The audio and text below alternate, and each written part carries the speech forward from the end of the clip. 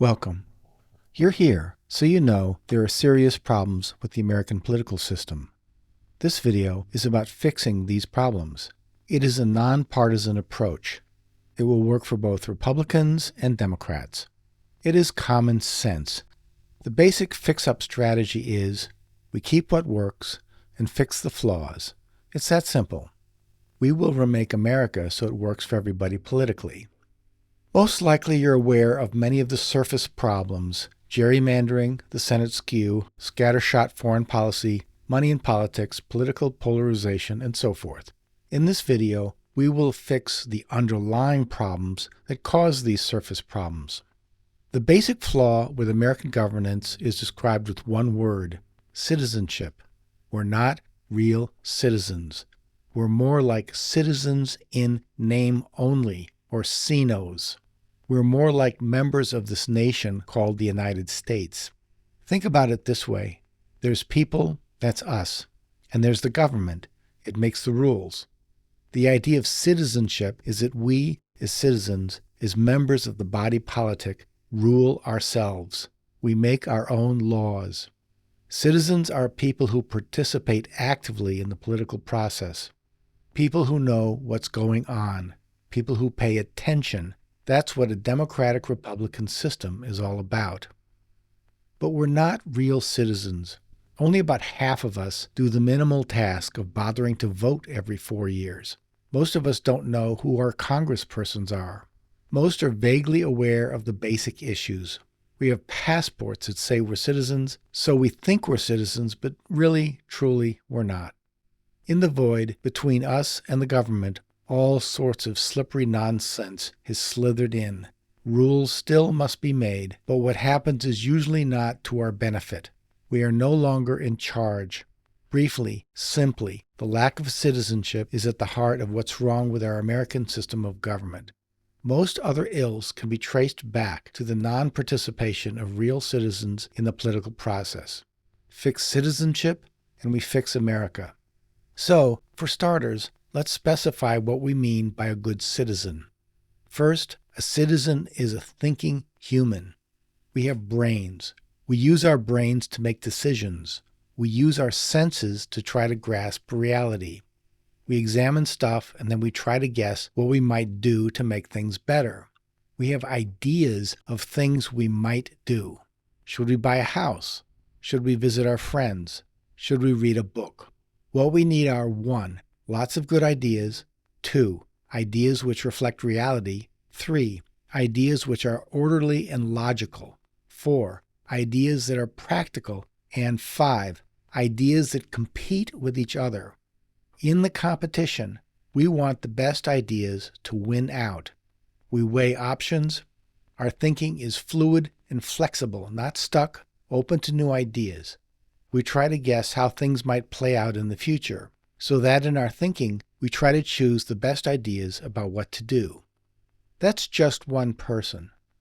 But now, when we put 2 or more people together, let's say in a small town, the same processes happen but on a bigger level. When the town wants to decide something, one person will want X, another will want Y, some other people will want Z, and they all get together to hash out what to do. This is thinking, but on a bigger scale. They deliberate. Hopefully, within the mind of each person, there is a healthy and fluid debate going on.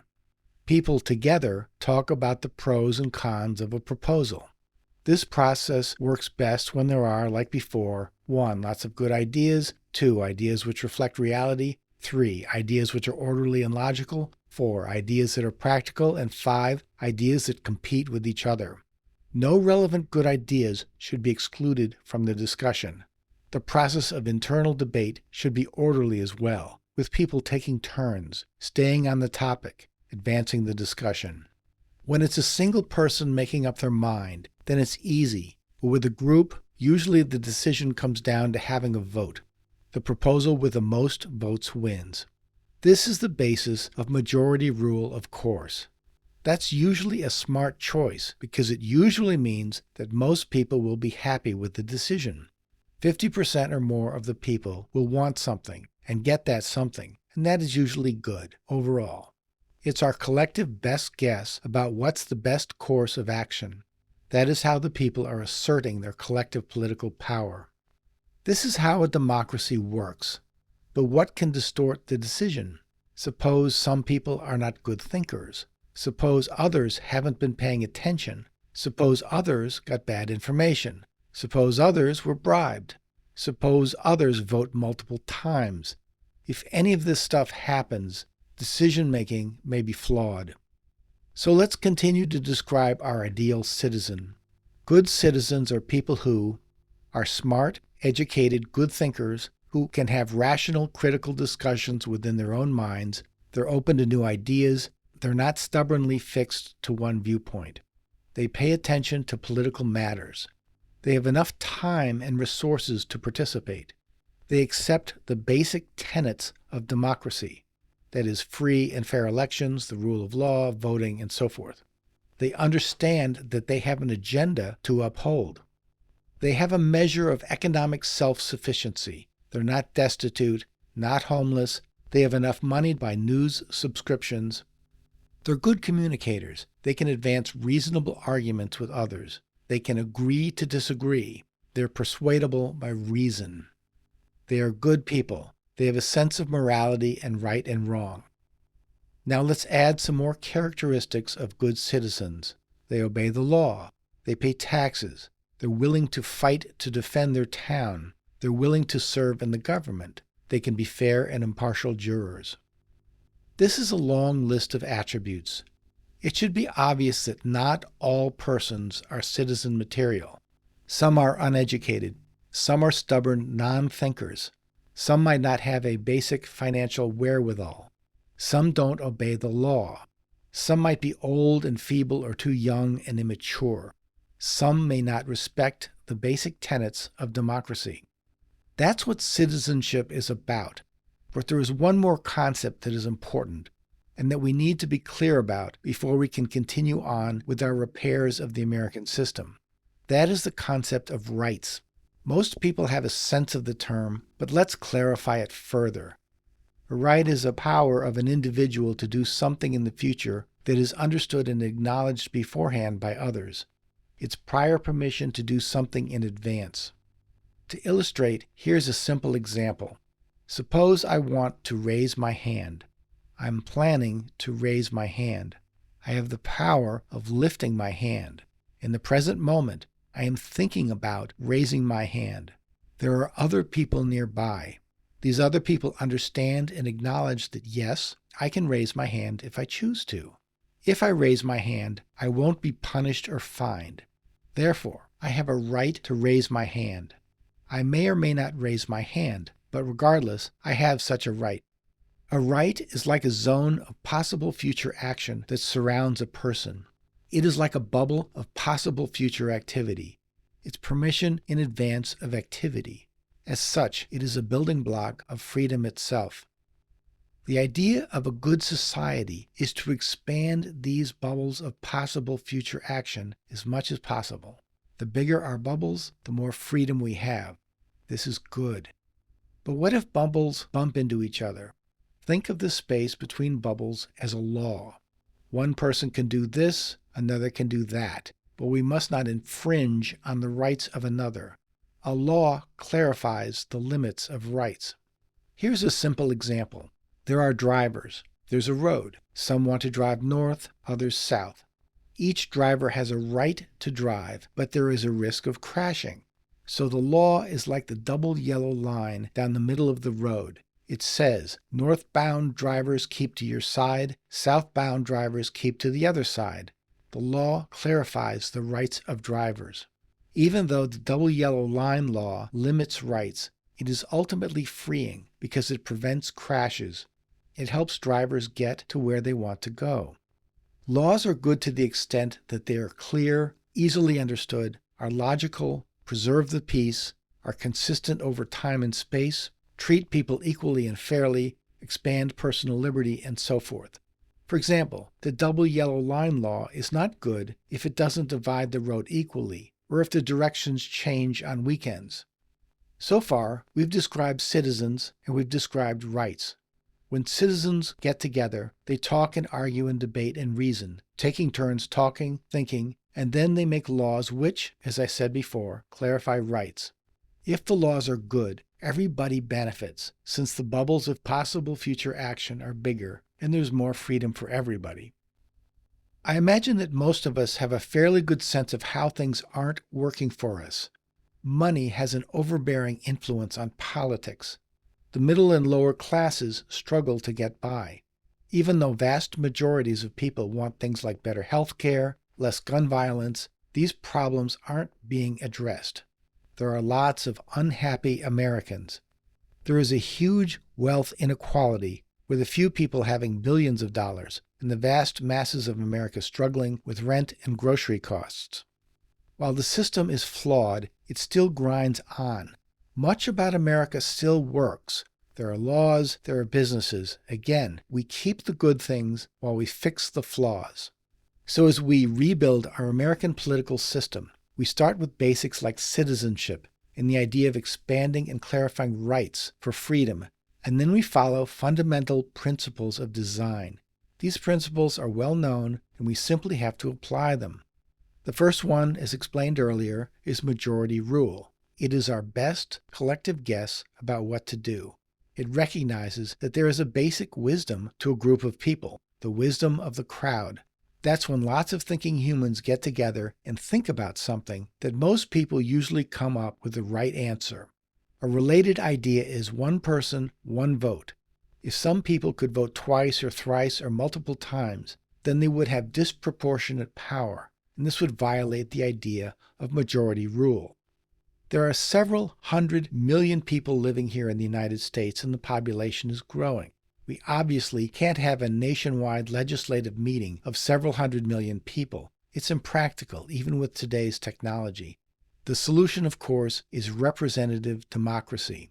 Representative democracy is one of those concepts that appears simple, but it can be a slippery idea. America's application of representative democracy is imperfect. Representative democracy is a good thing, but it has to work right. Think about the word representative. It has two basic parts: presenting, or showing up, and showing up again, that is, representing.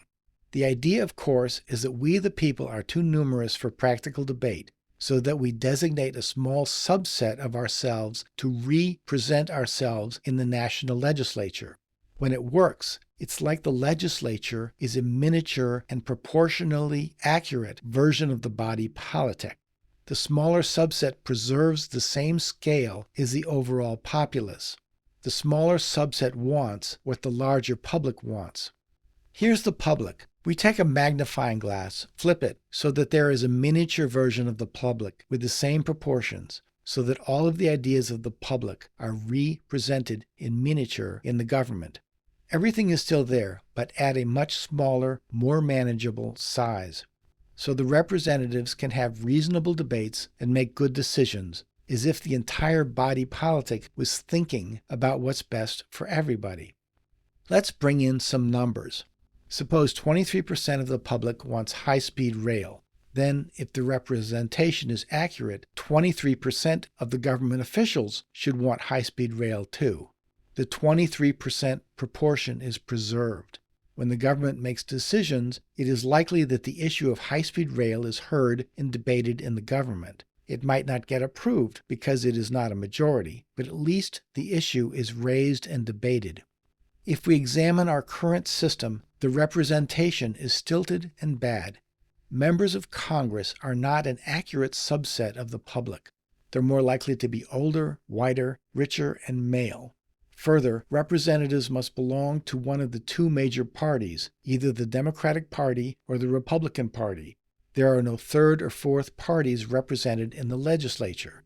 The U.S. Congress is not representative of the citizenry by any stretch. At the root of the dysfunction is a flawed arrangement called winner-take-all voting. If a candidate gets more than half of the votes, they're presumed to have won all of the votes. But they didn't get all of the votes, only a majority of the votes. The problem is that the rest of the voters who didn't vote for the winning candidate get no representation whatsoever. With winner-take-all voting, The public learns over time that if they don't vote for one of the two main parties, that their vote is wasted. Over time, this brings about the two-party system and political polarization. Imagine shoppers in a grocery store. People want a variety of drinks: Coke, Pepsi, Dr. Pepper, iced tea, root beer, bottled water. But the only real choices are Coke or Pepsi. That's it. You may want a different drink, but because of the winner-take-all arrangement, you're only going to get Coke or Pepsi, or in the political world, only Republicans or Democrats. Every other party is shut out of the Congress. We're left with only two centrist, boring, middle-of-the-road parties. The flawed winner-take-all voting system doesn't only distort the representation for the House of Representatives, but it also distorts presidential elections. If a candidate for president gets a majority of votes in a particular state, they're presumed to have won all of the electoral votes for that state. And the flawed electoral college system means that a candidate can win the nationwide popular vote but lose in the electoral college. This has happened 5 times in the past. The electoral college arrangement causes further dysfunction. What happens today because of the two-party system is that there are 3 types of states: solidly blue states which always vote Democratic, solidly red states which always vote Republican, and a handful of so-called swing states that could go either way. As a result, voters in these swing states have disproportionate power to elect the president, while voters in solidly blue or red states are, in a sense, disenfranchised from electing the president. There are further distortions of representation in the Senate, but in a different way. Each state gets only 2 senators, so Wyoming gets as much representation as California. Wyoming is a sparsely populated state with 581,000 people, while California has 39 million people, according to the 2022 census. So this distortion gives disproportional weight to rural residents. California voters have less clout in the Senate. In the past, when Congress doles out money for various programs, rural states get disproportionately more funds than urban states on a per capita basis. So reviewing briefly, 2 of the principles that we need to construct a better political system are majority rule and representative democracy, but let's add a few others. One principle is that we want competition. Just like ideas in the mind of a thinking person have to compete with each other so that we are more likely to get the best ideas to win out, we need competition within the political sphere with both ideas and people. Ideally, the focus should be on issues and not on personalities. We'll get into this in a while, but I'd like to mention a few other design principles that are important. A generally helpful arrangement is that we have layers of government at different levels. This is particularly helpful with a large and highly populated nation such as the United States. From the bottom up, the layers are local government, that is, town, city, and county, state government, and national government. An excellent arrangement that we should keep is what is called federalism. If this is done right, it enables huge freedom for people, which I'll explain soon. Another principle is that power flows from the bottom up and not from the top down. We, the people, should be the ultimate source of political power.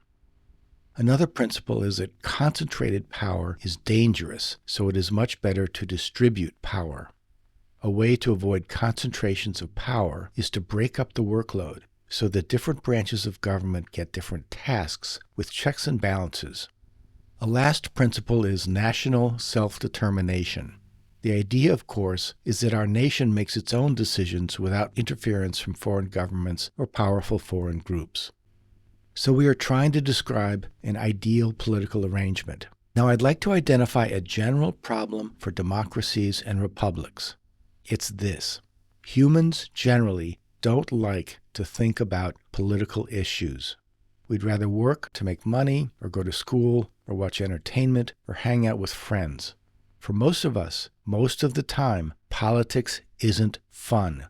It demands thinking. We must pay attention to things that can bore us to the bone. We don't get paid to participate in politics.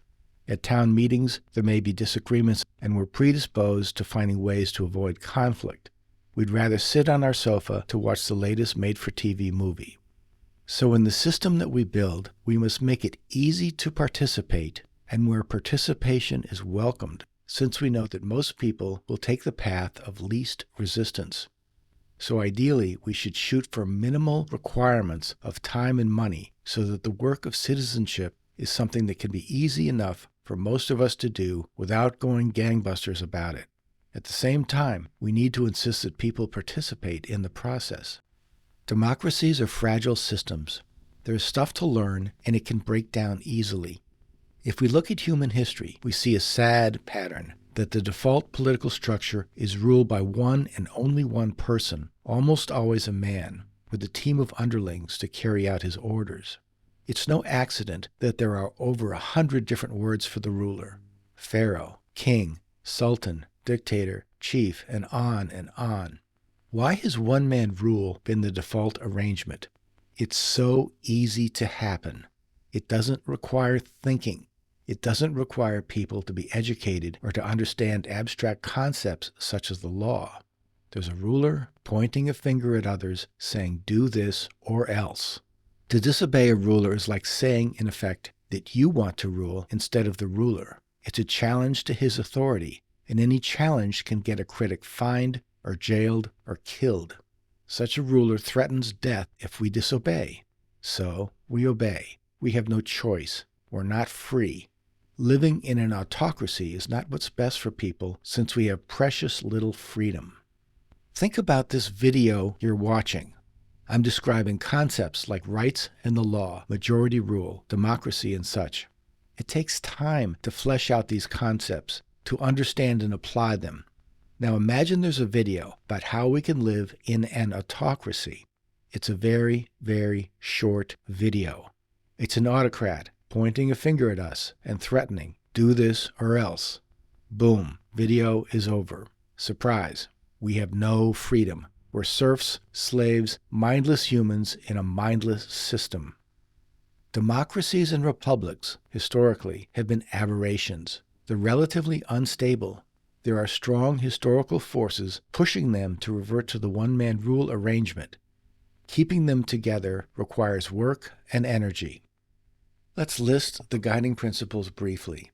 Citizenship as active participation. Majority rule. One person, one vote. Representation. Competition. National self-determination. Layers. Power flows from the bottom up. Federalism. Distributed power centers. Checks and balances. If we start with these guidelines, we're likely to craft a solid system. So first things first. How do we create an atmosphere which encourages citizenship? In the Constitution, we define citizenship. Citizens are rational thinkers who pay attention to politics. They're informed, they read newspapers, and have enough resources, time and money, to participate. They value democracy. They participate. They communicate with each other. They act ethically and obey the law. They pay taxes. They're willing to fight to defend democracy. They'll serve as impartial jurors.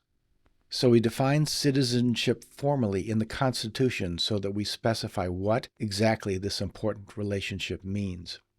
We should have a public ceremony to initiate a person into citizenship. It should be a formal occasion when a person promises to do the work of citizenship, participating, paying attention, and so forth. It should be like a two-way contract between an individual human and the state, that we're in this together, and that the state as well has duties to protect us, the citizen, to prevent crime, to defend the nation, and to uphold the law. If we're a citizen, we can vote, serve on juries. It's a commitment. It's not an idle commitment. It's a real commitment. Our system should encourage people to become citizens. As much as possible, we make the duties of citizenship to be simple and efficient and not time-consuming. Further, we recognize that some people may not want to be citizens, or they are not able to be citizens, but they still want to live here. That's fine, but we should specify the roles of non-citizens as well as citizens. Non-citizens should not be able to vote or to serve in the government or on a jury, and they may have to pay higher taxes. The underlying rationale here is to link power with responsibility. The power to vote, the power to rule in a jury trial. To earn these powers, people need to be responsible citizens. We must not give power to irresponsible people. We don't want people who refuse to fight in a war to be able to vote for everybody else going to war. That's not fair to the real citizens who might have to fight in such a war. A trickier problem is, how do we encourage citizens to be good citizens? How do we know that citizens are keeping themselves informed, making good faith decisions, not getting caught up in crazy cults or subversive activity? How do we make sure that citizens are indeed good? The solution is to realize that citizens have a vested interest in making sure that their fellow citizens are acting appropriately. Good citizens care that their fellow citizens are acting responsibly. Accordingly, citizens monitor the political commitment of fellow citizens. It is one of the duties of citizenship to make sure that one's fellow citizens are doing the minimal work of citizenship. Are they voting? Are they participating? Are they staying informed? Citizens will have a duty to inform other citizens about what they are reading and doing, whether they are voting, whether they are properly doing their jury duty, and so forth. If citizens shirk their duties, then we can question their citizenship. Suppose you and I are citizens. I have a duty to you to fulfill the responsibility of being a citizen. You have the same duty to me. We monitor each other's commitment. If either of us slacks off, then it behooves the other to question it. If the slacking becomes serious, then a slacker citizen might have to appear before a court to answer questions. If the citizen is found guilty of slacking, then their citizenship status can be removed. Right now, with the present arrangement, Americans are presumed to be citizens. It is called birthright citizenship. If we're born here, we're presumed to be citizens. When we turn 18 years old, we can vote. That's it. There are no other requirements. We don't have to be educated or even believe in the basic tenets of democracy. This means that truly dysfunctional people who don't have their act together, who are not rational critical thinkers capable of figuring out what's best, these people can vote and bring all sorts of nonsense into the public sphere. Suppose a substantial group of citizens no longer believes in democracy. They don't value free and fair elections. They don't believe in the rule of law. They would like to install an autocrat in power. Then these people should not be allowed to vote. To let them have political power is dangerous. When citizens meet to discuss politics, we need agreement about what constitutes facts. Facts are pieces of information that describe reality. We may have different opinions about these facts or what these facts entail, but there should be a consensus about what's what. A valuable source of information is the news media.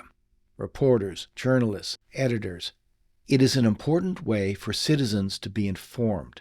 We require citizens to be paid subscribers to at least one national news source and one state-level news source. It's important that citizens pay for their legitimate news subscriptions. That obligates the news outlet, financially and legally, to tell the subscriber the truth about current events. A subscriber says to a news source, "Here's money, now tell me the truth about what's going on." If the news source does a shoddy job, misses key stories, or is biased, then the subscriber can switch to a different legitimate news source. Competition will keep news sources on their toes. Simply, there's no such thing as free news. Where will the news source get the funds to enable them to publish what they publish? If they get funds from advertisers, then the news source has an agenda of promoting that advertiser's products and services. If they get funds from a foreign government, then they have an agenda of promoting the policies of that foreign government. If they get funds from subscribers, then they have an agenda of keeping their subscribers informed with truthful information. That's what we want. How do we know if a news source is telling the truth? Citizens compare notes. Citizens check facts. Citizens will figure out what's what. If a news source repeatedly gets facts wrong, makes up stories, fails to cover stories, pushes entertainment-related nonsense, or political propaganda, citizens collectively will figure this out. If a news source is defective, it will not count as a legitimate source of information. Simply, citizens will exert pressure on each other to subscribe to legitimate, truth-telling news sources. Today, legitimate news sources are cash-strapped and shutting down. This is dangerous for our republic. We can't see what's happening. It is like we're being blindfolded, forced to wear a hood as we stumble along. To do the work of being citizens, the work should not be that hard and not that time-consuming. We require participation, but we make it as easy as possible. So we have citizens' meetings. They should happen every 4 months. That's 3 times a year. That's not that often, but it is often enough so we can keep ourselves informed. We gather with other citizens in our hometown, maybe at a local high school gymnasium or other public venue. The number of attendees should be around 50 to 100 citizens. It should be sufficiently large so that we can get to know each other, but not so large that we become lost in the crowd. We meet for only a half an hour. That's all. That time is our citizen time. We take attendance. We see visibly who else is there and who isn't there. We learn what our representatives are doing. They pitch ideas to us. We share our concerns. We talk with other citizens about their views. We ask questions. Simply, we're participating politically. At these meetings, there must not be any selling or marketing, no consumer distractions, no self-promotion, no irrelevant or pointless diversions, no entertainment. We elect a secretary to communicate with our representatives. We declare allegiance to a political party. Then we're done. We go home. We're good for the next 4 months. We choose representatives by voting, but there's a difficulty to be addressed. It's that people tend to vote for similar people, regardless of the issues. White people tend to vote for white people, brown people for brown people, black people for black people, men for men, women for women. Persons of an ethnic group vote for persons of that same ethnic group. This is a natural human tendency. It's a lazy approach to politics, isn't it? We're too lazy to learn about what issues a candidate believes in, so if they're similar to us, we assume they'll want what we want. How do we fix this? Simply, instead of voting for particular people, we vote for a political party that wants what we want. That's how we should express ourselves politically, by voting for like-minded folks who share a common agenda, regardless of their skin color or ethnic background or gender or other irrelevant characteristics. Regularly declaring allegiance to a political party is important. It helps us focus on what we want. It lets others know, not just our neighbors, but pollsters, politicians, journalists, what we want. This is public information. At any given point in time, there is a snapshot of what all citizens are wanting. The relative popularity of the competing political parties is a valid measure of what people feel is important. A political party is a group of citizens with a common political agenda. The agenda could be about anything of a political nature: lower taxes, environmental improvements, better transportation, anything. The party has to observe the basic democratic Republican principles, such as a belief in free and fair elections, voting, majority rule, and such. It can't advocate violence or the violent overthrow of the government. It must abide by the principles of the Constitution. To make things easy, we insist that a party have a name not longer than 30 characters, including spaces precisely spelled. Each party should have a written platform not longer than 500 characters, including spaces. That's a short paragraph. It can be read in a minute. The idea is to make it easy for citizens to choose a political party and not have to waste time reading. Of course, a political party can have additional written explanations of its positions, but it is not a requirement. Since each citizen could join practically any political party, that could cause problems. We don't want hundreds and hundreds of political parties. How could we fit all of the party names on the ballot? It doesn't make sense to have a political party of only one person. At the same time, we don't want to restrict the freedom of people to say what they want. A compromise solution is for a political party to pass a minimum threshold in terms of membership. I propose 2%. If a political party is chosen by 2% of all citizens nationwide, then for the next 24-month period, it becomes an official political party. Some parties might have 20% or 5% or 17% or 43% of the citizenry. That's fine. They're all official political parties. The benefit of being declared as an official political party is that it can run candidates for Congress.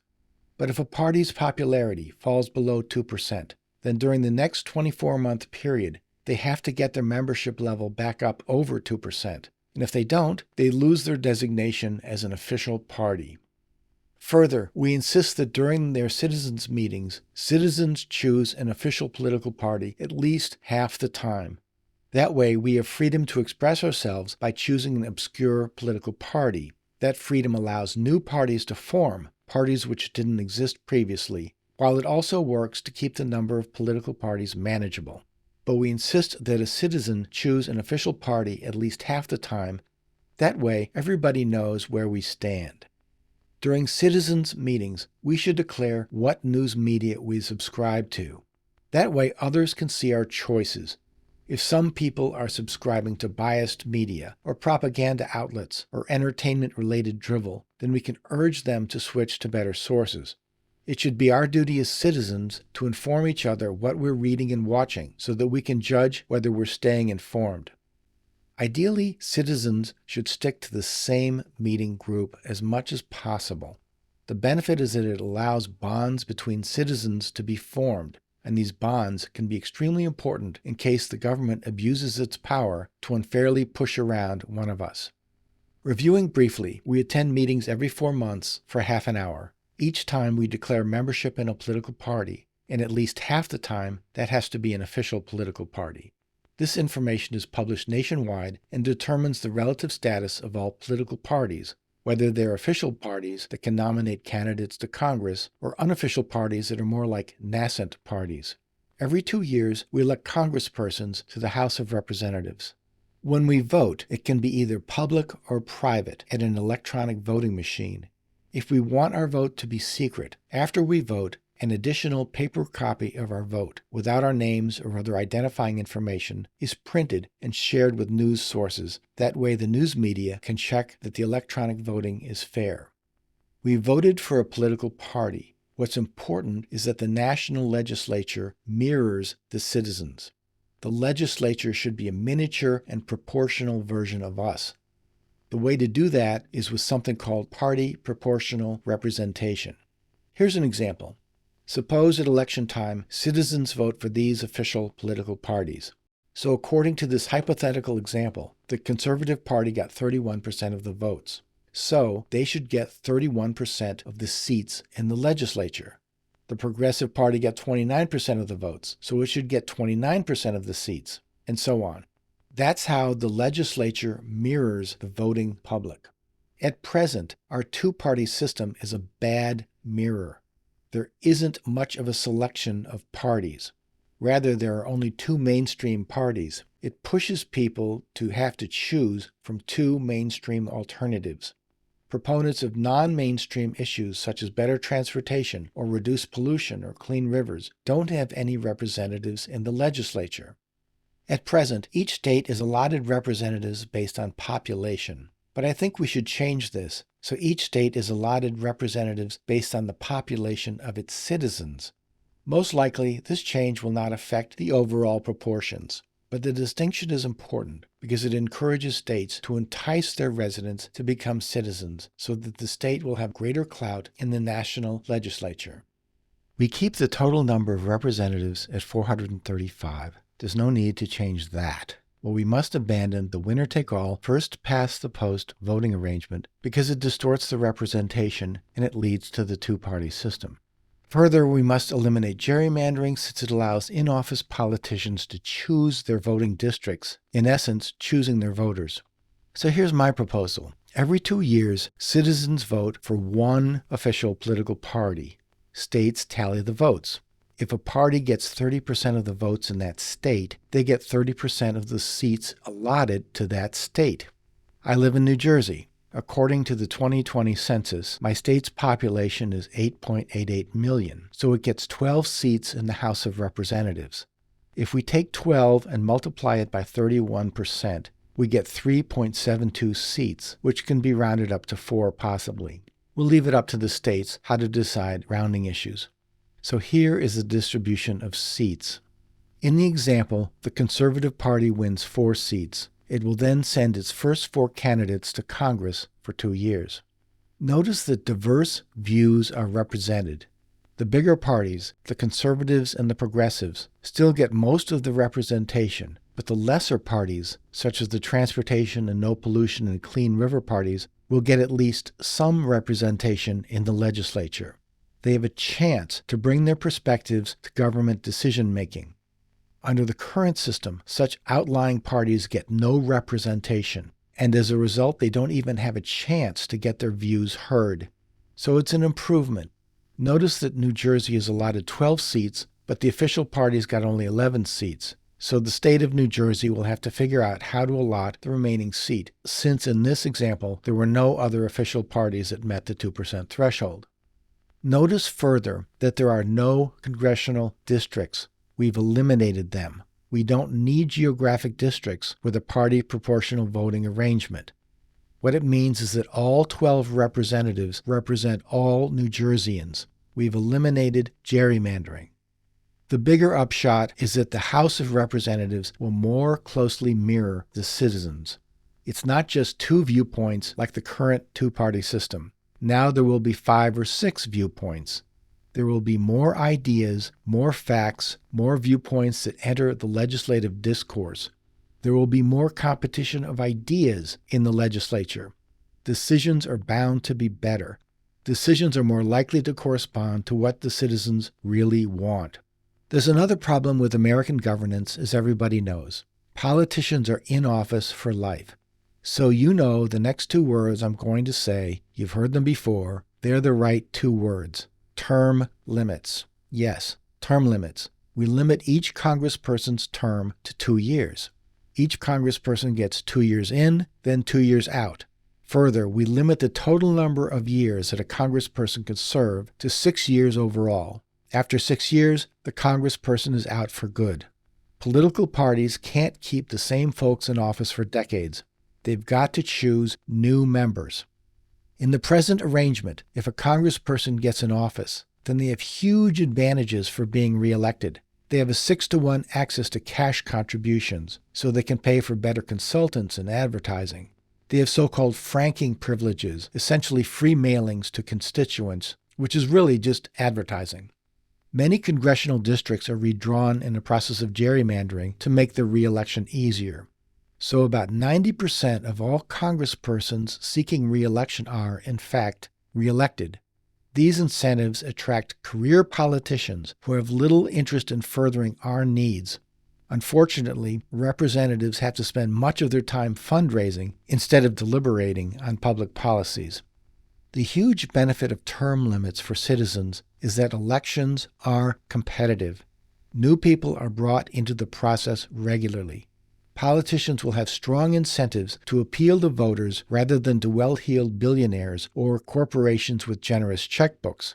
Politicians will have to ask us, what do we citizens want? Term limits puts citizens like us in the driver's seat. Will money continue to pollute the process? Unfortunately, yes, money in politics will still have a role. It's practically impossible to distinguish situations when money is a corrupting influence and when it's simply free speech. But overall, I think the role of money under this new arrangement will be much, much less. The big reason is simply that people will be paying attention more. Citizens won't be as clueless as they are today. Citizens will be much less influenced by political attack ads or crass appeals or bumper sticker slogans, since we will get good information during our citizens' meetings. Alert political participation will squeeze out the influence of money. It will be the quality of ideas and rational critical arguments that will replace much of the knee-jerk electioneering characteristic of today.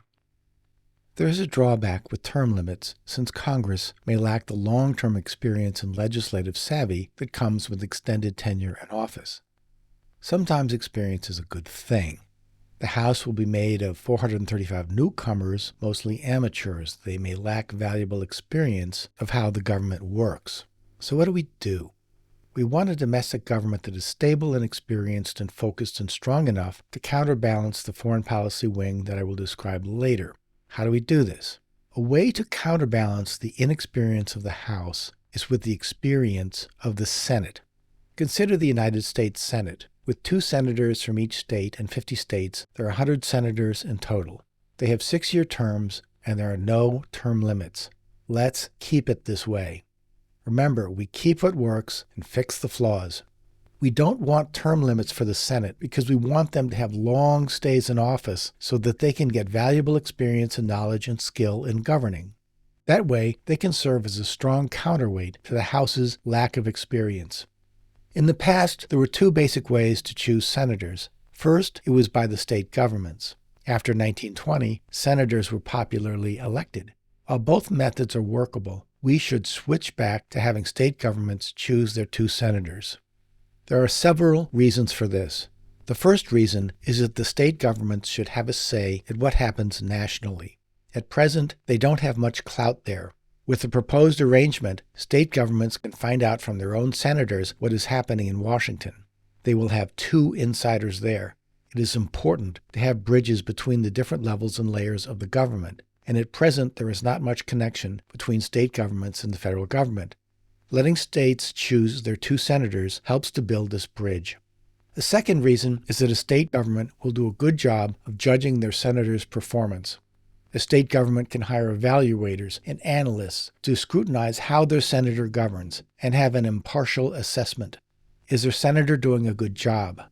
If their senator gets out of line, or if he or she succumbs to bribes or fails to keep state officials informed, or if there are other problems, then the state government can replace an errant senator.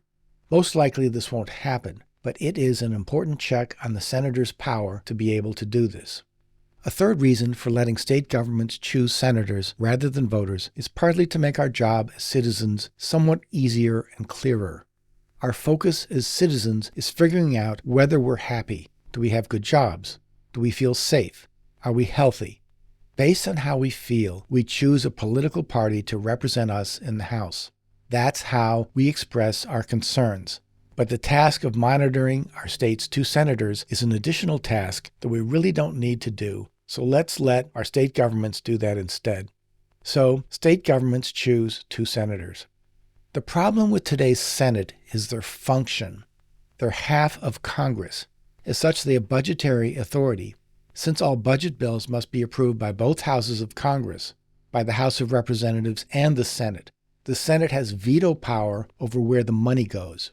They can steer money to the numerous, less populated rural states and away from the highly populated states like New York and Texas and California and Florida. That's why there are few traffic jams in Wyoming and lots of traffic jams in big cities like New York. That's why the famous Bridge to Nowhere almost got built in the rural state of Alaska. Since the Senate is half of the Congress, it distorts representation. It gives rural voters disproportionate power in the legislature. The Senate skew warps the mirror of representation. A way to solve this is to change the function of the Senate. Let senators run the federal government. They'll manage its agencies, the Justice Department, the Interior, the Parks Department, the Internal Revenue Service, the Housing Authority, the Statistics and Data Divisions, the FBI, the Mint. Since there are 100 senators, they divvy up what agencies they'll manage. Maybe some agencies will be managed by a bunch of senators. Over time, they'll get good at running these agencies. They'll have experience. Further, we insist that senators have a law degree and perhaps substantive experience in local or state government before they're eligible to serve in the Senate. One way to guard against corruption is the rotation of offices. We shuffle politicians from office to office every few years so that no one politician gets entrenched in a position for too long. Entrenchment breeds corruption. A politician in an office for decades may figure out how to twist it in ways to serve their own needs and not the needs of the republic. They learn how to keep their dirty deeds hidden from journalists. But when politicians shuffle from office to office every few years, then an incoming administrator can shine sunlight on the dusty corners of the office. They can expose and eliminate any corruption that starts to fester. So we do the same thing with the Senate. We require that senators shuffle to a different government agency every 2 years. But before we can hash out the structure of the federal government, which we will do shortly, we continue to work from the bottom up to explore how the states fit into the picture. The United States has a federal system, so there are essentially two levels of government: the federal government based in Washington and state governments based in their respective state capitals. Each layer of government has its own system of law. Each layer can tax people. When federalism works properly, it brings huge freedom to citizens. What's best is if most of the regulatory authority is managed by the states. That's freeing. It's simple. If a state regulates badly, we can move to a different state. We can vote with our feet. There are 50 separate experiments vying to figure out how to regulate best, and this choice means that we have greater opportunity to move to those states with optimal rules. Switching states is relatively easy. Switching countries is hard. What we want to avoid is having the federal government doing most of the regulating, since it can impose a stifling one-size-fits-all rule on everybody. States tailor their laws to meet the needs of their residents.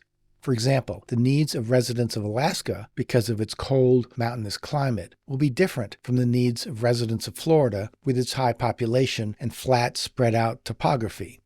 A highway speed limit might be higher in a state like Wyoming, with vast distances and few cars, than my state of New Jersey, with much traffic congestion. Federalism means that there are 50 separate regulatory environments so that states can experiment. Sometimes writing regulations is hard. It's not clear what's best, whether a rule is necessary to preserve life or whether the associated costs of the rule are worth it. For example, I'm a handyman. Should handy persons like myself be licensed? Should we have to undergo training programs or pass certification tests? This is a tough question. I have opinions about this, but frankly, I don't know. I learned my house-fixing skills from plumbers and electricians, from YouTube videos and books, and sometimes just by trying things. So I doubt licensing would be necessary, but maybe I'm wrong, and maybe there are benefits to licensing. Regulation of business is a tricky task since economies are complex and technologies are ever-changing. The change from having one federal regulatory authority to having 50 separate state regulatory authorities means that it will be harder for businesses to bribe lawmakers to render favorable rulings. Perhaps state lawmakers themselves don't know whether handypersons should be licensed. They could hire experts from academia and the building trades and make guesses, but even then, their guesses could be wrong. But if there are 50 separate ongoing experiments between the states, over time, it will become clearer to lawmakers whether such rules are right. They can see whether handypersons and homeowners and builders are happy with the rules. They can calculate the impact on their tax revenues. Some states may require licensing, others not. And states can learn from each other about what works best. If New Jersey adopts onerous and cumbersome requirements, I have the freedom to move to a better regulated state. I'm not stuck with a one-size-fits-all cumbersome rule from Washington. This is real freedom. If New Jersey sees that its handypersons are unhappy in moving to Pennsylvania, then it can study Pennsylvania's rules and simply adopt the good ones. Consider that the federal government has the power to print money. They run the mint. If there is a war on or a pandemic, the government can simply make more money to pay for expensive programs, and by such actions, it risks inflation and runs up the national debt. It needs this power to do what it does. But state governments cannot print money, so they have to work within a budget. They collect money from taxes and duties. They pay for public services and roads and judges' salaries. If state spending gets out of control, the state could go bankrupt. Since states cannot print money, there is strong pressure on them to be fiscally responsible. Now we come to transfer payments. This happens when the government transfers money from one group to another group. The rationale is that such transfers are necessary to resolve certain inequities. For example, the government transfers money from working people to retirees with a program called Social Security. The problem comes when these transfer payments are made by the federal government. It is hard to get it right. It often has a one-size-fits-all approach, so that it has trouble figuring out which persons or groups are particularly needy and which programs are efficient. Worst of all, the federal government is less bound by budgetary restrictions, and it can often run up the national debt to pay for these transfer programs. In 2024, there is ample evidence that federal transfer programs such as Social Security have gotten way out of control, and there are forecasts that they will run out of money in 10 to 20 years. For these reasons, it is much better if states manage transfer programs. They are likely to be better at it. They are physically closer to the recipients of the aid. They are in a better position to assess whether such transfer programs are beneficial. But most importantly, spending will remain within reason since each state must balance its budget. It is as if there's a natural brake that kicks in to prevent overspending. States can use the promise of a transfer program to appeal to out-of-state residents to relocate to their state. Such a state might have better policies for seniors or poor people or better healthcare arrangements, and these programs will be like advertising tools to bring in more residents. If the state is successful at generating a strong tax base, and if it has the surplus funds, then it can distribute these funds in sensible ways to make life fairer for everyone. States with badly managed transfer programs or no transfer programs might find residents moving to states with better programs. Regardless, these programs can't get out of control like they presently are with the federal government's transfer programs. There's a built-in budgetary brake. There's another way to look at this. Consider that with a transfer payment, money is shunted from one group to another group. The group receiving the money didn't do anything to earn the money. They didn't work for it. They didn't earn it. But they just get the money by existing.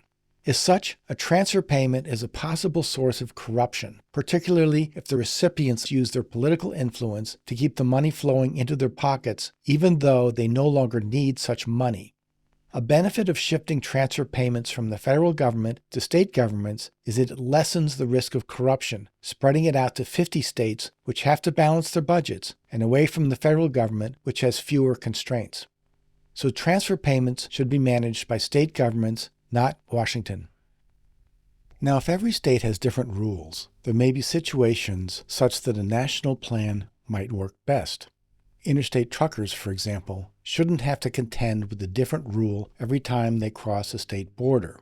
Some areas are better regulated at the national level, such as air transport and water rights. So we craft a mechanism to pass regulatory authority from the states to the federal government in such situations. If half of the state governments request federal intervention, then Congress can intervene and make rules that pertain to all the states. This lasts for 20 years, after which the rule sunsets, and states must again request federal intervention. Even though Congress may make interstate rules, states enforce those rules. So our attention turns again to the federal government. The federal government should have two main branches, one that manages foreign policy and one that manages domestic policy. The State Department will manage foreign affairs, such as international matters, immigration, national defense, treaties, and espionage. The domestic branch will manage internal affairs. An underlying principle is to avoid concentrations of power. We don't want one official or one branch of government having too much power. Power corrupts. Concentrated power is dangerous. Examine the modern U.S. presidency. This office is too powerful. The president has major authority in the foreign policy area. He or she can start wars and negotiate treaties. The president has a huge influence on domestic policy by various executive agencies. Further, the president is the head of one of the two powerful political parties, and that's problematic because it brings partisanship into foreign policy. In addition, the president has sweeping pardon power, which can undercut the rule of law. Plus, there's the bully pulpit, meaning that the president can focus national attention by addressing the nation. So we break power into separate spheres of influence. We break up the domestic government into the three functions of making the law, the legislature, interpreting the law, the judiciary, and enforcing the law, the executive. We break up power into the international area, the State Department, and the domestic area, the domestic federal government. We define these spheres of influence. We describe their boundaries. We put one official or group in charge of each sphere. They have one basic task to do. They can be held accountable. We don't want one branch dictating how another branch should do their job. We don't want one branch dictating to another branch what decisions it should make. We want each power sphere to be accountable to the people that they affect the most. In addition, We install checks and balances in the form of oversight, so if officials in one department are making bad decisions or if they are corrupt, then they can be replaced. The basic principle of accountability is this: we can change the people, but not the policies. If an official is doing a bad job, we don't tell them how to do their job. The remedy is simply to replace bad officials with good officials. That's it. If this is abstract, consider that the Supreme Court has the power of judicial review. This means that it can declare a law passed by the Congress as unconstitutional. As such, the Supreme Court strays from its proper territory of interpreting the law to essentially making the law. They act as super legislators. They can impose blanket laws on the entire country, even though they were never elected for that purpose. Judicial review is an example of a bad check and balance. Note that most democracies around the world do not give the top justice officials such sweeping power, and they do just fine. So we're going to shift from a bicameral legislature, with both the House and the Senate, to a unicameral legislature, so that only the House of Representatives comprises the Congress. It will continue to legislate. That's what they do now. That's what they'll continue to do.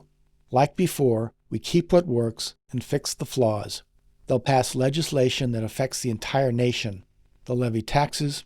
Because we've shifted from a two-party to a multi-party system, with diverse views represented from more political parties, it's likely that congressional debates will be more lively and productive, and the decision-making should be better.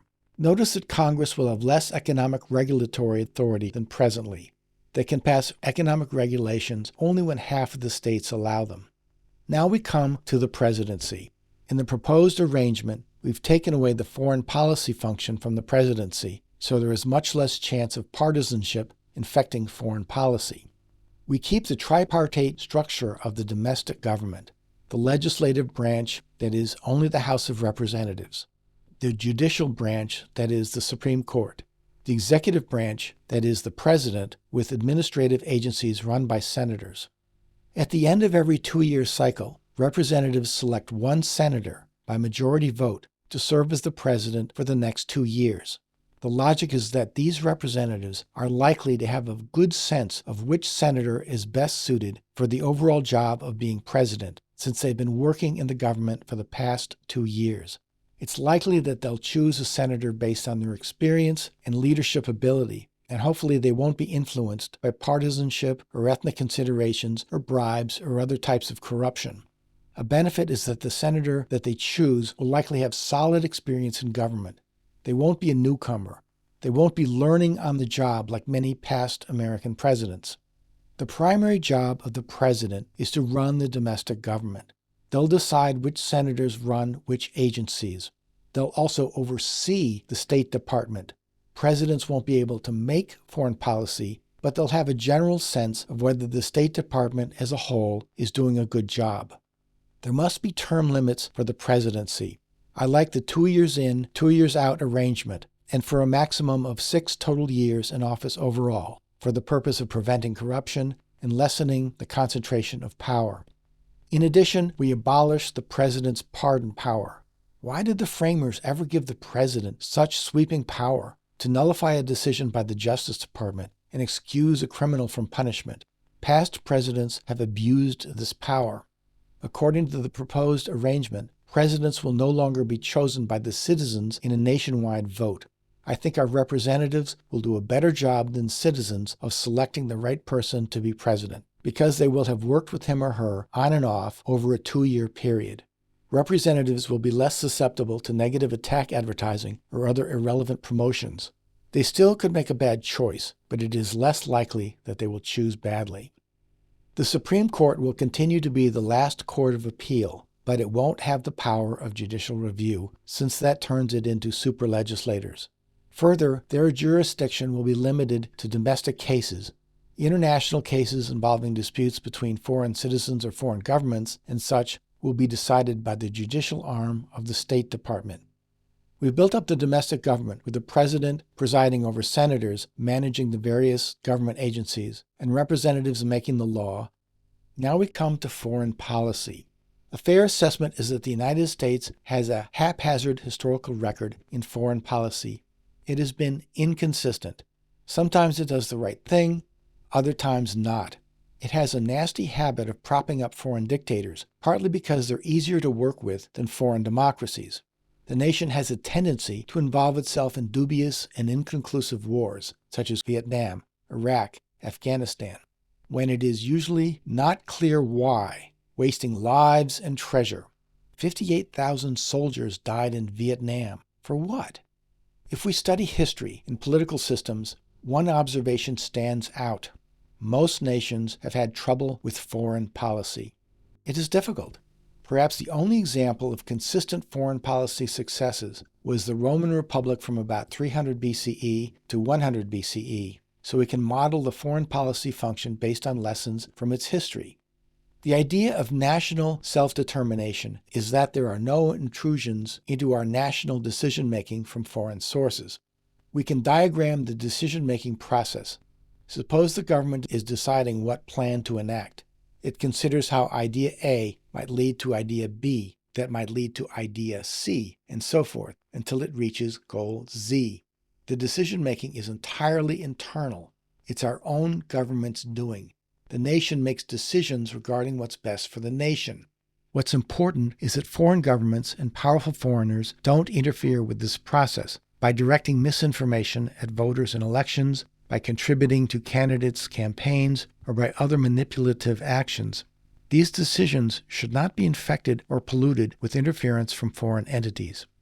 At present, statecraft is made by various departments. The president has the most authority, but he or she is also the head of a political party, and partisanship can infect decisions. The Senate approves treaties, and the House declares war, and the Supreme Court rules on international cases. Even private citizens can at times do things that impact foreign policy. If things go badly, who's to blame? The current arrangement is susceptible to foreign manipulation. So, for starters, let's have one department responsible for all foreign policy making. It's a branch of government with the exclusive authority to make treaties, handle immigration, enact military policy, conduct diplomacy, and so forth. One department with sole control.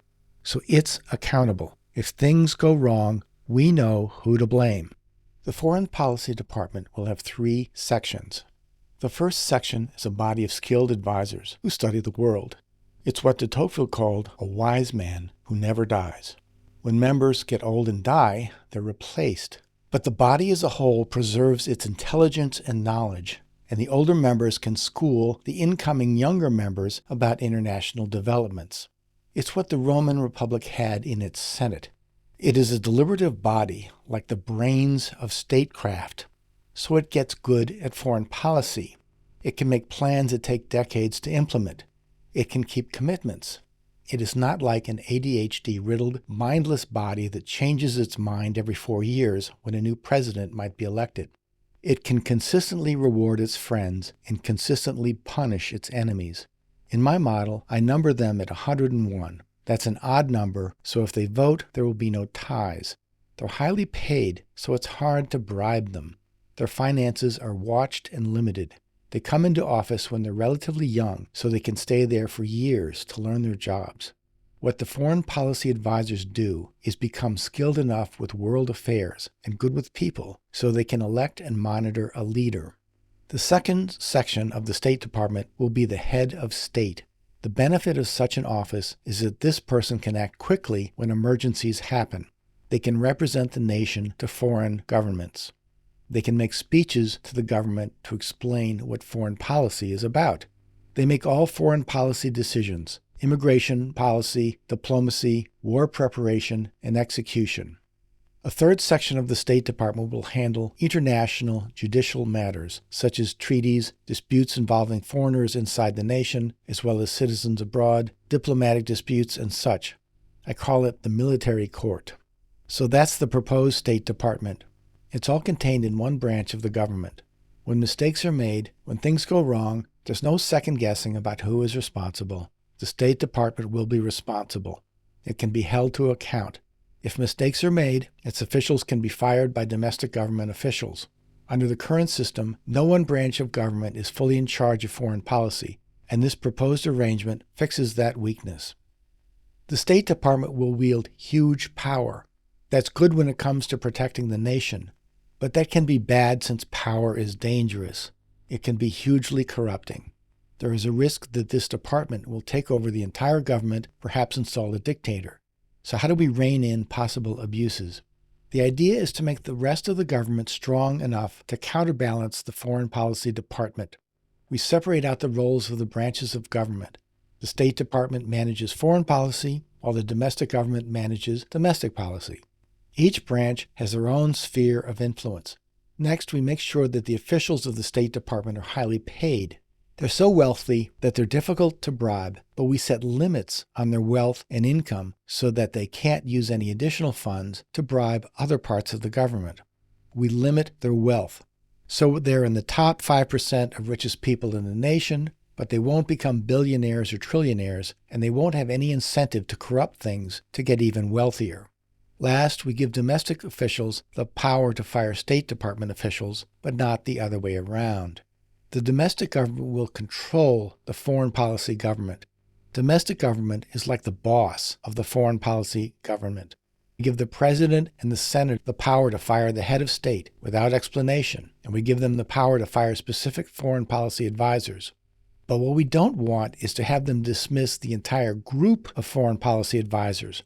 If they did, then there could be radical changes in foreign policy, which would not be good.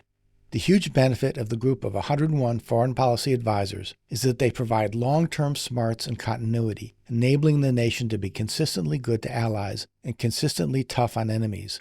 And so we enable only a small swath of foreign policy advisors to be fired in any one year, perhaps only 20% of them. The domestic federal government, with its experienced senators and president and its representatives which mirrors the citizenry, is a much stronger branch than the current one. It is less likely to be riven by partisanship. It is less likely to succumb to partisan bickering and legislative deadlocking. It will be sufficiently strong to offset the power of the State Department. So let's review the basic structures of our proposed arrangement. We've got citizens paying attention on the ball, and this is a huge improvement from our current arrangement. Just getting this right, fixing citizenship, is probably like half of the battle to restore our government. Because once people become citizens, then it is likely that they can fix many of the other problems with our system of governance. Some may choose not to be citizens, so we have a category for them as well, non-citizens. We have regular meetings with fellow citizens, only a half hour, 3 times a year, at a local high school where we do the work of being citizens. We've got political parties that are not based on fixed identities, such as our race or sex or ethnic background, but that are focused on issues. Parties will serve as vehicles for getting the government to serve our needs as citizens. We have representatives who we elect every 2 years to serve in the Congress. There won't only be 2 parties, but many parties deliberating, so they will more faithfully represent the concerns of the citizenry. We've got 50 state governments, all competing to woo us to their state, striving to regulate wisely, sometimes offering special programs of financial assistance and transfer payments, hoping to attract people in businesses and professionals. State governments have 2 senators that they send to the federal government to act as administrators. Outgoing representatives choose one of the senators to be the president for the next 2 years, and he or she runs the executive branch and chooses other senators to oversee the domestic side of the federal government, such as the Justice Department, the FBI, the Treasury Department, the Parks Department, and so forth. We have Supreme Court justices that serve as the court of final review in domestic cases. They no longer can nullify laws using the judicial review power, and they no longer will adjudicate international matters. Last, we have the State Department, which handles all aspects of foreign policy. It is composed of 101 foreign policy advisors who choose a head of state and who manage the military court, which handles disputes between countries and foreign policy-related matters. What we've done is broken out power into competing centers. Each department has a clearly defined function. We're doing what political thinkers such as Montesquieu wanted. It is the opposite of a nasty autocratic arrangement which concentrates power in one person, such as a dictator. Now the next task is to establish checks and balances so that no one branch gets out of control. It is a dynamic system, and we need to establish guardrails and safeguards to make sure that each department sticks to its proper function and that the corrupting influence of power and money does not run amok. There are many ways to do this. I'll propose one arrangement, but others may be equally good. First, let's specify the guidelines for checks and balances. The first guideline is this: each department should have one clearly defined basic function, and it should stick to that function. So let's list the various functions. The function of citizens is to live. The function of meeting places is to foster political participation by citizens. The function of political parties is to advance legislative agendas. The function of state governments is to govern their states. The function of representatives is to make national laws. The function of senators is to run federal executive administrative agencies. The function of the president is to oversee the domestic government. The function of the Supreme Court is to settle domestic disputes. The function of the State Department is statecraft. It works when each branch of the government does its one function. It's a problem when one area intrudes upon another area. For example, we don't want state governments interfering with foreign policy by, for example, hosting foreign dignitaries. We don't want citizens being the court of last resort in disputes. We don't want senators telling state governments what to do. This is a basic check because it is easy to determine if each department is sticking to its one task. That's what it is good at. That's what it should focus on. A second principle is that government structures are organized in a hierarchy. It starts with citizens and political parties. That's us. We're the lowest level. Then the next level up is state governments. Then there's the federal government. The highest level is the State Department. The way levels should interact with each other is as follows. Lower levels choose officials for the next higher level. Those officials determine what happens at levels beneath them. When decisions are made, people at lower levels are either happy or unhappy. That's what they know. They may not know why they're happy or unhappy, but they know if they're happy or unhappy. If happy, they keep the officials. If unhappy, they choose new officials. But the lower level does not make upper level decisions. Let me illustrate. We're the lowest level of citizens in our political parties. We choose representatives by voting for a political party, and in effect, we elect our representatives. They're the next level up. Representatives debate policies and make laws. Those laws affect what happens to us at the lower level. As a result of the legislature's decisions, we're either happy or unhappy. If we're unhappy, we choose different representatives. But we don't write new laws. Writing laws is not our job. That's the job of the Congress. A related idea is this. We don't jump levels. Citizens, for example, don't choose the head of state. That's jumping over the level of the domestic government. Simply, as citizens, we're not qualified to choose State Department officials. Take me, for example. I'm fairly well read. I've studied history and political science and economics, but I know little about problem areas in the world, such as the Middle East. I don't have access to the government data. I will probably not do a good job of sifting through resumes to figure out who should be the head of state. You should not want me and my opinions butting into such decisions. I'd feel the same way about you. Face it, we just don't know. Who is qualified to choose officials of the State Department? The next level down from them, that is, the federal government. That level has the resources and smarts to choose effective leaders of the State Department. When the State Department makes decisions, the domestic government will either be happy or unhappy. If unhappy, then new State Department officials will be chosen. Another instance of jumping levels is when citizens put referendums on the ballot. That's a lower level, citizens, doing the higher level task of writing a law. We're citizens. We're not lawmakers. Citizens making a law through referendums is bound to be problematic. Our job as citizens is to work and live and make things and enjoy life. Our job is not to make the law. We're not in a good position to do that. This historical record of successful referendums is spotty at best. Take me, for example. I'm a handyman. I'm on the basic level of a citizen. I do not have the expertise and knowledge to write laws pertaining to home repairs and construction. I wouldn't know how to vote on a referendum about regulating my business. I know how to fix kitchen cabinets and tile bathrooms and hang pictures and rebuild porches. I know if I'm happy or unhappy. Can I find good clients, make money, work safely, avoid overly burdensome taxes? That's pretty much the extent of my understanding. That's all I really know and all that I really need to know. If I'm unhappy, I'll vote for a different political party or move to a better regulated state. Another principle is transparency. It is good if people can see what's going on in the government and if government officials can see what's happening with the people. A rough rule is that transparency should be greater with adjacent levels in the hierarchy. So citizens can see what's happening in political parties, parties can see what's happening in the legislature, legislators can see what's happening with the administration, and the federal government as a whole can see what's happening with the State Department. The no-skipping levels guideline somewhat applies. It's more important if citizens can see what's happening with their political parties than if citizens can see what's happening in Congress, and of little importance if citizens can see what's happening in the State Department. Transparency should apply to the flows of the news media. Citizens should be able to learn what news media that their fellow citizens are consuming. The federal government should be aware of what information is flowing inside from abroad, since it might be disinformation or propaganda.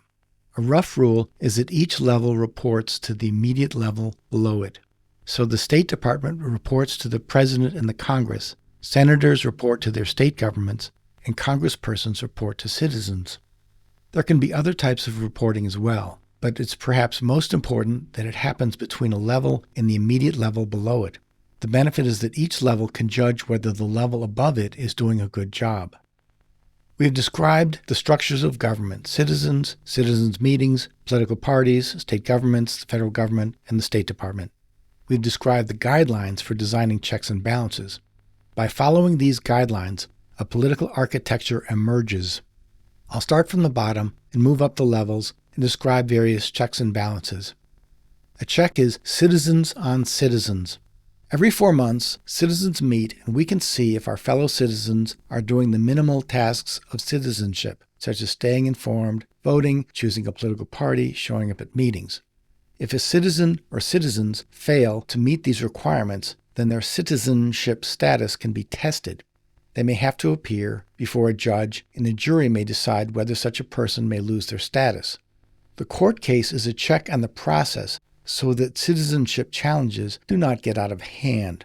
The benefit of the citizen-on-citizen check is that it removes clueless, disconnected, and biased people from polluting the political process.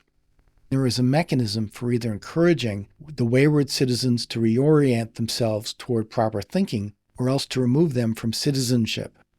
Another check is the option of being a non-citizen. Some may not want to be citizens or lack the skills or financial wherewithal to be citizens. That's fine, but the check is that they will be excluded from the political process. An additional check is that by voting for a political party rather than a particular human, we're more focused on issues rather than people. The benefit is that we're much less likely to vote based on irrelevant characteristics such as a candidate's race or gender or skin color. A general check on everybody is the idea of rights and the rule of law.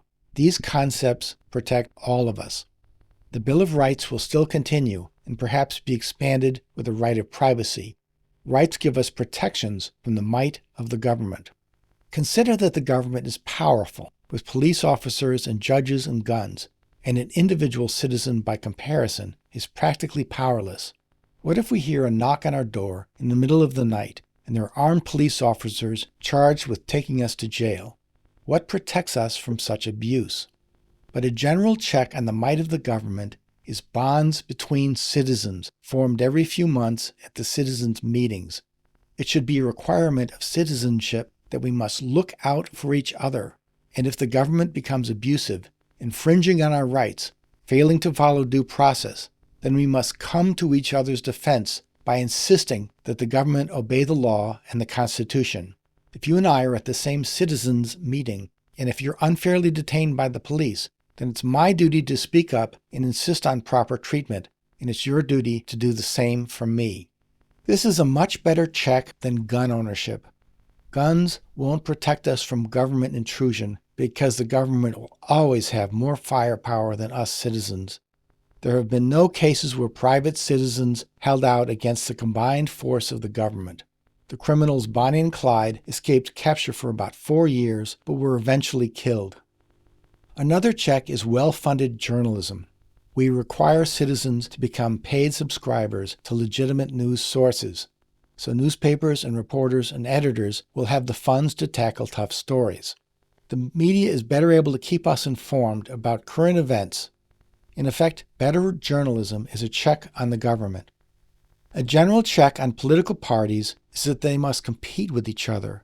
If they fail to maintain a 2% threshold of adherence during a 24-month period, then they may lose their official status and can no longer nominate candidates for the House of Representatives. Then it is possible for an emerging political party to take their spot. A general check on representatives is term limits. They can only serve 3 non-consecutive 2-year terms. There will be no incumbents in each incoming batch of representatives. Every 2 years, each incoming group will bring fresh ideas and questions and thinking into the legislature. A general check on the national legislature is state governments. Much regulatory authority will shift to state governments. In essence, each state is a check on every other state. That is, states will compete with each other to regulate better. Citizens and businesses and professionals can vote with their feet by moving to better regulated states. A check on transfer payments is that each state must stick to a budget, so there are built-in limitations on programs like Social Security and Medicare and Medicaid and farm subsidies. A check on the regulatory authority of state governments is that when some issues become too difficult or are better resolved by Congress, then they can pass regulatory power to the federal government for periods of 20 years. After that, there's a reverse check on the federal government, in that states must renew congressional regulatory authority, and if they don't, authority returns to the states. A general check on the federal government is that after every 2-year period, with every fresh batch of incoming representatives, there is a fresh set of eyes examining how the government works. It will be hard for corruption to fester because of the turnover. It's as if the government is refreshed every 2 years. There will be checks within the domestic federal government. The outgoing House of Representatives chooses the president for the next 2-year term. At the end of their 2-year cycle, they vote for one of the senators who they feel is best qualified to be president. During their 2-year term, senators will be trying to impress the representatives that they're presidential material. This is a check on the Senate as a collective body. Further, the House has 2 checks on the president. Each month, after the president has done a question and answer session with the representatives, they have a chance to vote no confidence. If 3/4 vote no confidence, then the president must step down and resume their duties as a senator. Then in the next 7 days, the House must elect a new president from among the other senators. But there's a check on the check. The House has only 2 opportunities during every 2-year term to remove a president by the no-confidence method. This avoids the risk of a near-constant rotation of presidents, which could leave the government leaderless. Further, the House has broad powers to impeach any official in the federal government, including the State Department. It takes a majority vote to begin an impeachment proceeding and a 3/4 vote to convict a person. Impeachment is more serious than a no-confidence vote in that a conviction means that the official must leave the federal government. The House can impeach the president, any senator, any Supreme Court judge, the head of state, any member of the 101 State Department advisors, as well as the State Department judges. There is a limitation, however, on all impeachments regarding the State Department, and that no more than 20 officials can be removed within any 12-month period by any domestic government official. The purpose of this check on the check, so to speak, is to prevent a dangerous turnover of all State Department officials. The State Department can maintain a vital consistency and keep its institutional knowledge and carry out long-term plans.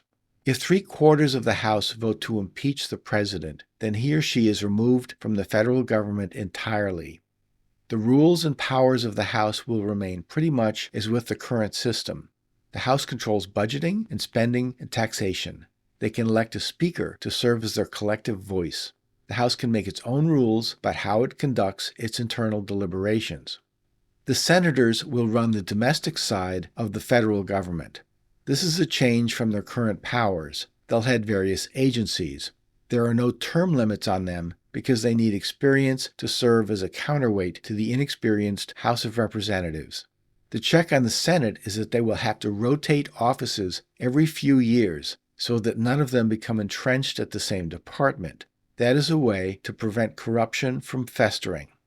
Further, senators are checked by their own state governments, which can remove them at any time.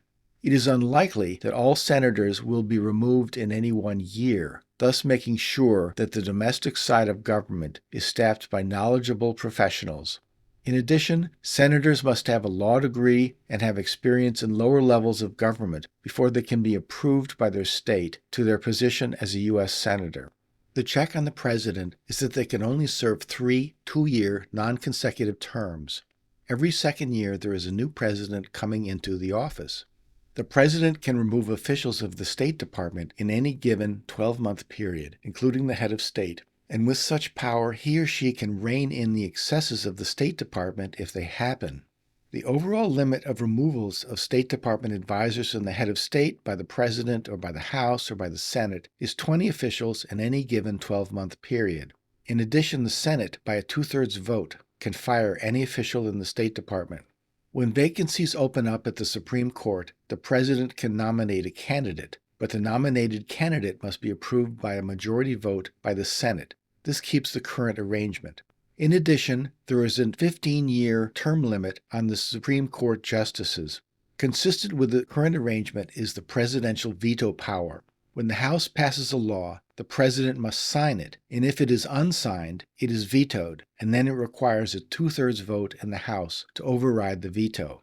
The pardon power is transferred from the President to the head of state, with the provision that 3/4 of the senators must approve of any pardons.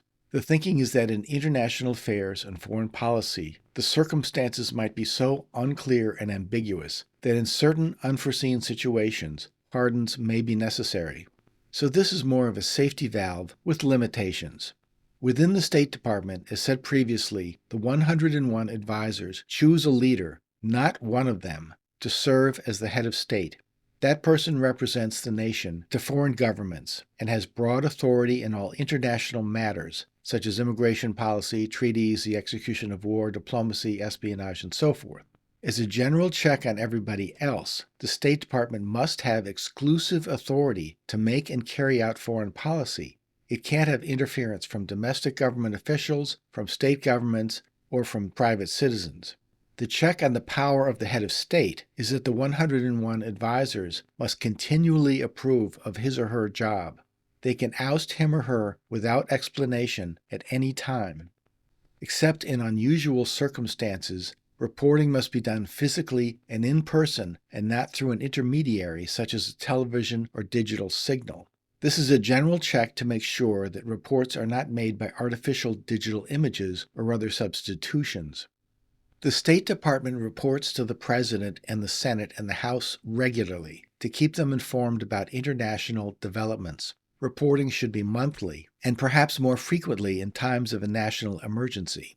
The domestic government can summon officials of the State Department to report to them. The President reports to the House once a month with a question and answer speech for at least a half an hour. Once a year, the President must make a State of the Union speech to the nation that is broadcast nationwide. Representatives report back to the citizens' meetings through secretaries, so that citizens attending these meetings can learn about what is happening in Washington. The whole arrangement is much more likely to foster transparency in the government. People can see what's going on. Legitimate news outlets will have the funds to do investigative reporting. Citizens will be paying attention to what's going on. States will watch other states to learn how to regulate better. It's a much better arrangement. Like with any system, it's still possible for corruption to creep in. That is almost a fact of life with any political system. But with much transparency and reporting, it will be much easier to spot it, to call it out, and to hold officials accountable. But this brings us to another general principle that will help us keep corruption in check. Humans want money and success and big houses and status, and this will be true for government officials just like it's true for pretty much all of us. But what we don't want is for the craven lust for wealth and luxury and money to distort decision-making. So we 1. Pay officials sufficiently so there is no incentive to steal while being 2. Sufficient to attract talented and skilled people, and 3. Limit their income and wealth. That is the general formula. They're paid enough to do their jobs as officials. The salaries attract excellent people. What we want to avoid is officials amassing such enormous wealth as to overwhelm the system. Today, it is possible for entrepreneurs and business leaders and inventors to amass billions of dollars, and such huge fortunes can be abused for devious political purposes. A way to balance these conflicting concerns is to tie an official's income and wealth to overall economic performance. There are government organizations which collect statistics about income and wealth, and they can report on how much an average American earns in a year. For example, suppose it's $50,000 per year. We can use that number as a basis for determining the salaries of representatives. I propose doubling the annual average so that representatives are paid $100,000 per year. That way, their salary is tied to general economic performance. If the average American earns more, then representatives do better as well. They have an incentive to improve the average salaries of Americans so that they can get a higher salary themselves. Senators will be paid by their state governments. Since their jobs require more experience and talent, they should be paid more, with their overall wealth monitored and limited. State Department officials are a different matter. We want smart and skilled and ethical people in these positions. We want the best. So ideally, we'd like them to be in the top 1% of Americans in terms of wealth, but again, we monitor and limit their overall wealth. I propose that the average salary be 20 times the average American salary. So if the average salary is $50,000 per year, State Department officials will earn $1 million per year. There must be caps on their overall wealth, such as, for example, $20 million. That makes them rich, but not too rich. If their wealth exceeds the overall limit, then they will be required to pay back the excess to the national treasury. Why this is better? If we compare the proposed system with the current one, it should be readily apparent how much better the proposed system is. We've fixed the flaws, we've kept the good things. Here are the benefits of the proposed arrangement. The new arrangement empowers citizens. We can express our wants and needs by voting for political parties, and there is a much greater likelihood that our preferences will become reality. Issues such as more affordable health care and gun control and energy policy and crime prevention and climate policy will be handled more to our liking. We won't feel as powerless as we do with the current system. We'll be active participants who pay attention to what's going on. We'll become real citizens. When we move into the space between people and the government, money moves out. The government's mind will expand. The proposed multi-party arrangement will bring in diverse views so that the House of Representatives will be a more faithful miniature mirror of what the public wants. It will be a smarter government. Dangerous concentrations of power will be dispersed. With the proposed arrangement, the president's authority will be limited to domestic policy without the pardon power. States will regain much regulatory authority, and this will bring huge freedom to citizens. People and businesses can vote with their feet by moving to better regulated states. When states manage transfer programs, it will rein in the out-of-control spending of Social Security and Medicare and Medicaid and farm subsidies and limit corruption. Foreign policy will improve. By constructing a powerful State Department, it will remove partisanship from statecraft. The proposed system will bolster national self-determination. Most likely, the nation will avoid costly and pointless foreign entanglements. Further, the Roman Republic eventually fell apart because of inequalities of wealth and money corrupting the political process. The proposed arrangement prevents such deterioration by monitoring the finances of powerful officials and limiting their wealth.